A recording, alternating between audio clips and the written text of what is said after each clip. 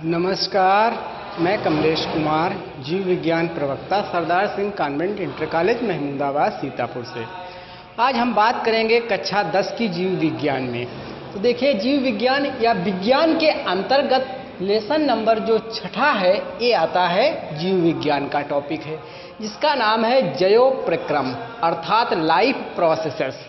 Life के अंदर कौन कौन सी प्रोसेस होती हैं। तो पहले देखिए बात की जाती है जैव प्रक्रम। तो जैव प्रक्रम देखिए 2 प्रकार का होता है, एक सजीव जगत, दूसरा होता है निर्जीव जगत। तो हम बात करेंगे आज सजीव जगत के बारे में। पहले देखेंगे कि वास्तविक सजीव होता क्या है, सजीवों के बारे में देखें। तो देखिए सजीव की जो परिभाषा बनी, जीव कह सकते हैं, जीव स्वप्रतिकृति, जीव स्वप्रतिकृति, विकासशील तथा स्वनियमनकारी पारस्परिक क्रियाशील तंत्र है। तो देखिए स्वप्रतिकृति का मतलब होता अपने जैसे संतानों को उत्पन्न करने की टेंडेंसी या क्षमता।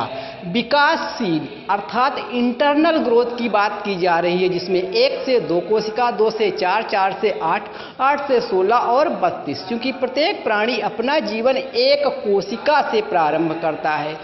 अगर वो एक ही कोशिका के द्वारा संपूर्ण जैविक क्रियाओं को संचालित करता है तो वो जीव एक कोशिकीय कहलाता है। लेकिन अधिकतर जीवों में एक कोशिका के अंदर मेटाबॉलिक अर्थात जैविक क्रियाओं के तहत विभाजन हो जाता है, और विभाजन के परिणाम स्वरूप एक नहीं अनेक कोशिकाएं, 1 से 2, 2 से 4, 4 से 8, 8 से 16, 16 से 32 ऐसे कोशिकाएं बनती चली जाती हैं।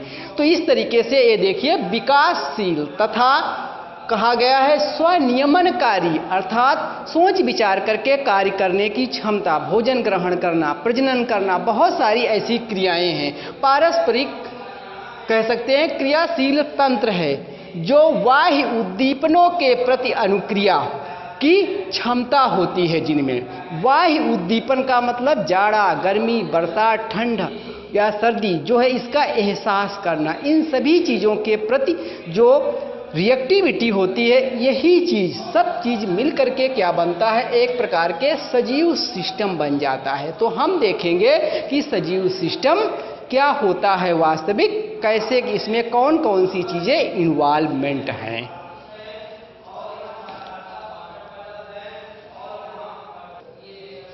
देखिए अब हम बात करेंगे कि सजीवों के अंदर कौन कौन सी जैविक क्रियाएं होती हैं।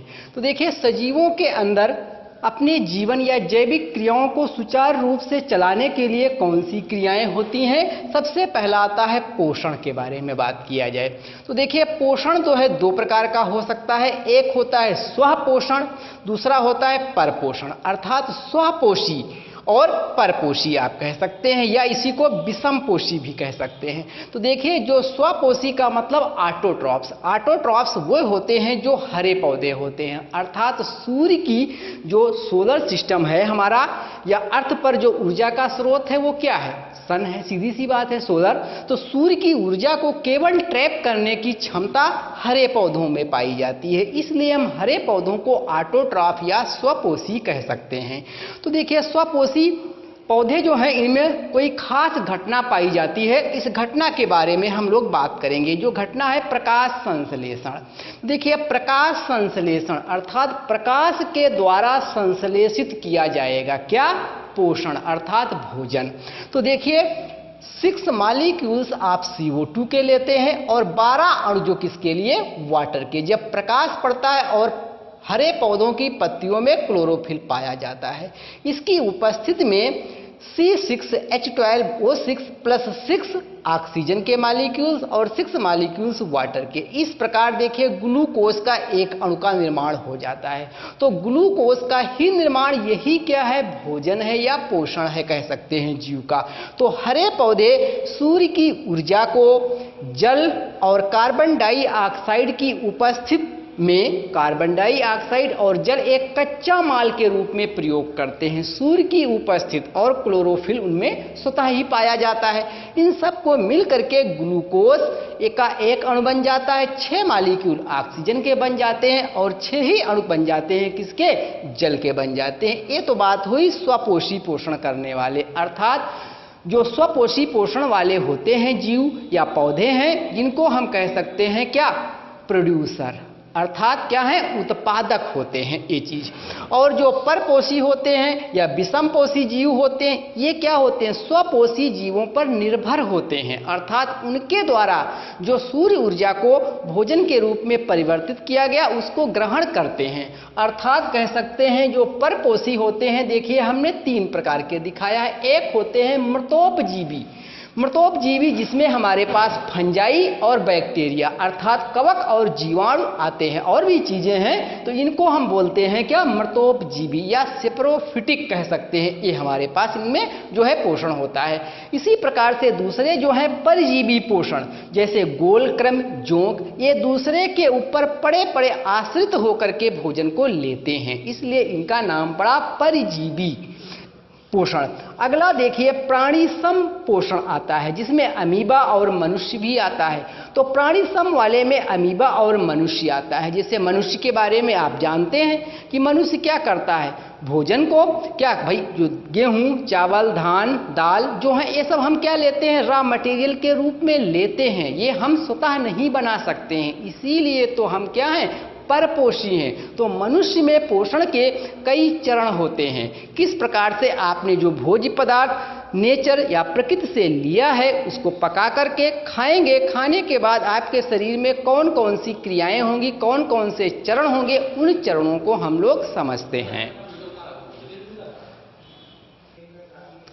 आइए हम बात करेंगे मनुष्य में पोषण के विभिन्न चरणों के बारे में, कौन कौन से चरण होते हैं। तो सबसे पहला जो चरण आता है अंतःग्रहण आता है। देखिए अंतःग्रहण जो है कहाँ से किया जाएगा, जो भी भोज्य पदार्थ है मुख में रखते हैं आप, इसलिए मुख द्वारा ये घटना होगी। इंजेक्शन जो है वो कहाँ से किया जाएगा, मुख के द्वारा। भोज्य पदार्थ को मुख में रखते हैं हम सबसे पहले, फिर भोजन को क्या करते हैं, दांतों की सहायता से और जो टंग है इसकी सहायता से भोजन को बार बार कुतरते हैं, छोटे छोटे टुकड़ों में बांट देते हैं। तो देखिए भोजन और लार अर्थात स्लाइबा जब मिक्स हो जाता है तो हम इसको क्या बोलते हैं, बोलस, अर्थात भोजन plus saliva is known as bolus कहलाता है। ये कहाँ बनेगा, मुख गुहा में बनेगा, जो हम भोजन को निगलने से पहले की कंडीशन बात कही जा रही है। तो देखिए अंतःग्रहण का मतलब हुआ भोजन को थाली से उठा करके मुख में रखकर चबाना, ये चीज। आइए दूसरी घटना क्या होगी, तो बड़े बड़े जो अणु थे उसको क्या किया आपने, छोटे छोटे अणुओं में बांट दिया, उसके बाद निगल जाते हैं भोजन को। उसके बाद दूसरी घटना आएगी पाचन। अब पाचन क्या होता है, पाचन जो भी आपने बड़े अणुओं को छोटे अणुओं में किया, ये भोजन कहाँ चला गया, आमाशय में चला गया। आमाशय क्या है, भोजन का एक प्रकार से रिजर्वायर है आप कह सकते हैं, जहाँ से पाचन की क्रिया तो मुख से ही शुरू हुई थी, क्योंकि पाचन की परिभाषा है अघुलनशील भोज्य पदार्थ को घुलनशील अवस्था में परिवर्तन करना एंजाइमों की सहायता से। तो आप कह सकते हैं जटिल कॉम्प्लेक्स जो भोज्य पदार्थ थे उनको सरल अणुओं में तोड़ना एंजाइमों की सहायता से, वो पाचन कहलाता है। तो पाचन की शुरुआत तो मुख से ही हो गई, लार से, क्योंकि आपने जटिल अणुओं को सरल अणुओं में बदलने का प्रयास किया। लेकिन आंत के अंदर जाएंगे तो आंत के अंदर या आमाशय के अंदर बहुत सारे जूस और हैं या हार्मोन्स हैं, वो एंजाइम्स जो हैं वो क्या करेंगे, भोजन को और छोटे छोटे टुकड़ों में तोड़ देंगे। इसलिए पाचन की परिभाषा बनकर आई, आप कह सकते हैं hydrolysis of food is known as digestion. तो कॉम्प्लेक्स जो भोजन के अणु थे, कॉम्प्लेक्स मॉलिक्यूल्स जो है भोजन के सरल अणुओं में तोड़ने की घटना ही पाचन कहलाती है। जो पाचन के बाद क्या होगा, देखिए अवशोषण। जो भी भोजन आपके पास जाएगा, अवशोषण का मतलब एब्जॉर्प्शन, अर्थात क्षुद्रांत जो आंत का एक भाग है जिसके अंदर बहुत से रसांकुर पाए जाते हैं। मान लिया ये आंत है, आंत के अंदर की दीवार जो है इस तरीके से जिग-जैग बहुत सारे फिंगर के आकार की रचनाएं ऐसे पाई जाती हैं जिनको हम बोलते हैं रसांकुर। रसांकुरों का मेन काम क्या होता है, आंत के अंदर की सतह अर्थात सरफेस एरिया को ज़्यादा कर देना, बड़ा कर देना, ताकि भोज्य पदार्थ ज़्यादा से ज़्यादा अवशोषित हो सकें। देखिए अवशोषण का क्षेत्रफल बढ़ जाएगा। तो आप कह सकते हैं क्षुद्रांत के रसांकुरों द्वारा भोजन का अवशोषण होता है। लेकिन बड़ी आंत में जल का अवशोषण होता है। जो बड़ी आंत का भाग है वह जल का अवशोषण करती है। अब आगे हम जब डिटेल इसकी बात करेंगे तो वहां बताएंगे। अगला पॉइंट जो आता है चरण, वो आता है स्वांगीकरण। स्वांगीकरण नाम से क्लियर है, इंग्लिश में इसको एसिमुलेशन बोलते हैं। स्वांगीकरण अर्थात जो भोजन आया उसे स्वांगीकृत कर लेना।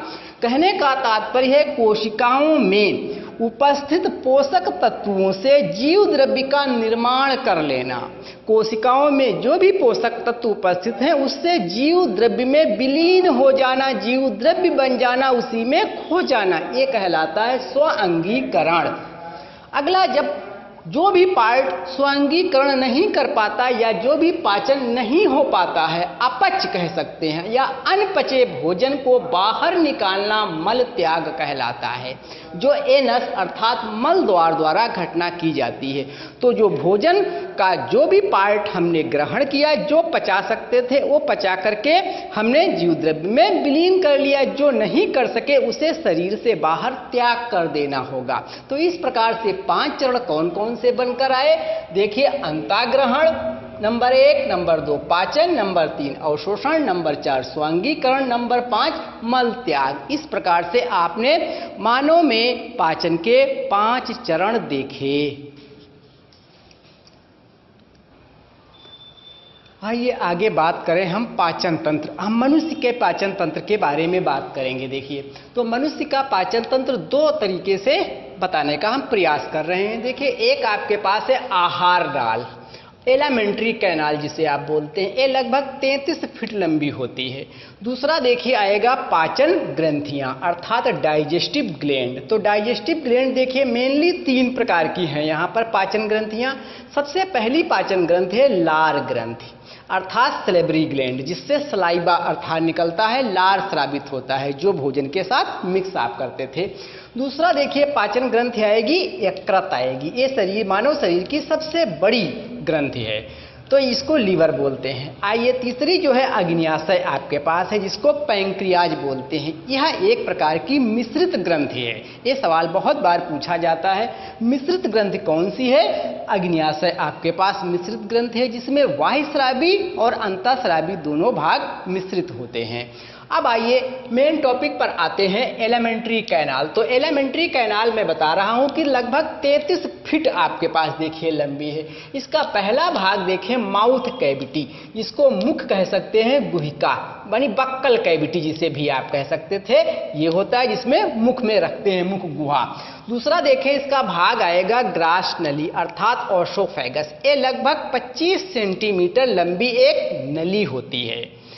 उसके बाद अगला भाग आएगा आमाशय, जिसको स्टमक भी बोलते हैं। ये लगभग 30 सेंटीमीटर लंबा इस तरीके से तोंबी के आकार का भाग पाया जाता है, जिसे आमाशय बोलते हैं। वो आमाशय से लगा हुआ भाग है जिसका नाम है छोटी आंत। ये लगभग 6 से 7 मीटर लंबी होती है। स्मॉल इंटेस्टाइन इसे कहते हैं। ये 2 भागों में बटी हुई देखिए। अगला जो भाग है ड्यूडेनम अर्थात गृहिणी कहलाता है, जो लगभग 25 सेंटीमीटर लंबा है। पिछला जो भाग और इसका होगा इलियम भाग, ये लगभग 30 सेंटीमीटर है। अब ऐसा थोड़ा ना है कि बस खाली इन दोनों को मिला करके, और भी बहुत सारे इसमें पार्ट होते हैं, लेकिन मेजर जो टॉपिक है उनकी बात की जा रही है। आइए, जहां पर छोटी आंत समाप्त होती है और बड़ी आंत शुरू होती है, इन दोनों भागों को जोड़ने वाला जो स्थान है जिसका नाम सीकम होता है, ये सीकम पाया जाता है। सीकम में भी एक रचना निकलती है जिसका नाम वर्मीफॉर्म अपेंडिक्स है, जो हमारे अंदर अर्थात मनुष्य के अंदर अवशेषी अंग के रूप में इस समय विकसित है। क्योंकि हम लोग खाना पका करके खाते हैं, कच्चा नहीं खाते हैं, क्योंकि उसका मेन काम होता था सेलुलोज का डाइजेशन करना, और जो कच्चे या जानवर जो होते हैं उनमें वो भाग फंक्शनल है। तो आइए बात करते हैं हम अगला, जिसका नाम है बड़ी आंत लार्ज इंटेस्टाइन। लार्ज इंटेस्टाइन को भी हमने 2 भागों में बांटा है। यहाँ पर एक भाग है कोलन, दूसरा भाग है रेक्टम। रेक्टम का ही लास्ट भाग क्या होता है? एनस कहलाता है मल द्वार, जहाँ से अगर जो अपच भोजन रह जाता था वो भोजन बाहर वहीं से निकाल दिया जाता है। तो इस प्रकार से आपने आउटलाइन एक प्रकार से देखी मानव के पाचन तंत्र के बारे में। ये आउटलाइन है मानव का पाचन तंत्र किस प्रकार का होता है। आशा और विश्वास है कि यह वीडियो आपको काफ़ी अच्छा लगेगा। इसी के साथ धन्यवाद।